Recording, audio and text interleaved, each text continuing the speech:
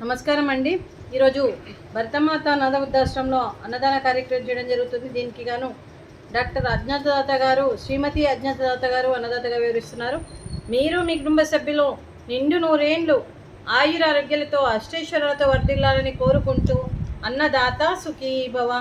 ఈరోజు సందర్భం ఏంటంటే మానవ సేవయే మాధవ సేవే లక్ష్యంగా 65 మంది నిరాశ వయోవృద్ధులకు ఆకలి తీర్చడానికి మరియు డాక్టర్ శ్రీ అజ్ఞాతదాత గారు, శ్రీమతి అజ్ఞాతదాత గారు మరియు ప్రతి నెల ఒక పూట అన్నదాన కార్యక్రమం చేయాలని ఒక సంకల్పించి మరియు నెలవారీ దాతగా వ్యవహరిస్తున్న డాక్టర్ అజ్ఞాతదాత గారికి, శ్రీమతి అజ్ఞాతదాత గారికి ఈ సంవత్సరం తలపెట్టిన అన్ని పనులు విజయం లభించి ఆధ్యాత్మికంగా వ్యక్తిగతంగా మీరు ఉన్నత శిఖరాలు అధిరోహించాలని కోరుకుంటూ మీకు ఎన్నటికీ తరగని ఆయుర ఆరోగ్యాలు, అష్టైశ్వర్యాలు, సుఖశాంతులను ఇవ్వాలని భగవంతుని వేడుతూ మీకు అంతా మంచి జరగాలని మనస్ఫూర్తిగా కోరుకుంటూ మీరు ఏ సంకల్పం అనుకుందో అది నెరవేరాలని భగవంతుని ప్రార్థిస్తూ అలాగే మీకు మీ కుటుంబ సభ్యులందరికీ కూడా మరియు అంతా మంచి జరగాలని మనస్ఫూర్తిగా కోరుకుంటూ అలాగే మరియు డాక్టర్ అజ్ఞాతదాత గారికి, శ్రీమతి అజ్ఞాతదాత గారికి, వారి కుటుంబ సభ్యులందరికీ పేరు పేరున ధన్యవాదాలు, కృతజ్ఞతలు, శుభాకాంక్షలు, శుభాశీస్సులు, ధన్యవాదాలు. దీర్ఘాయుష్మాన్ భవ. ఆ దేవుడి దీవెనతో పాటు 25 మంది ఆశీస్సులు మీకు ఎప్పుడు ఉండాలని కోరుకుంటూ శుభాకాంక్షలు అండి.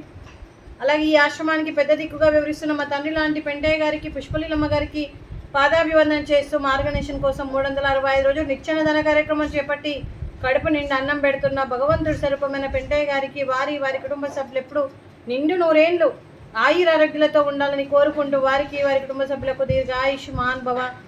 అలాగే డాక్టర్ అజ్ఞాతదాత గారు, మీరు మీ కుటుంబ సభ్యులు ఈరోజు అన్నదానం చేస్తున్నారు. మేము అన్నదానం స్వీకరిస్తున్నాం.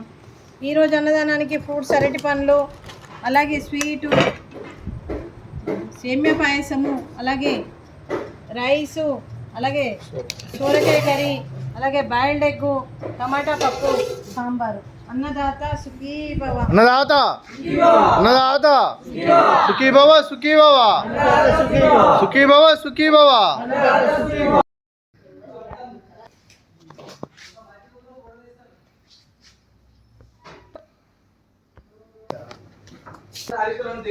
మొత్తం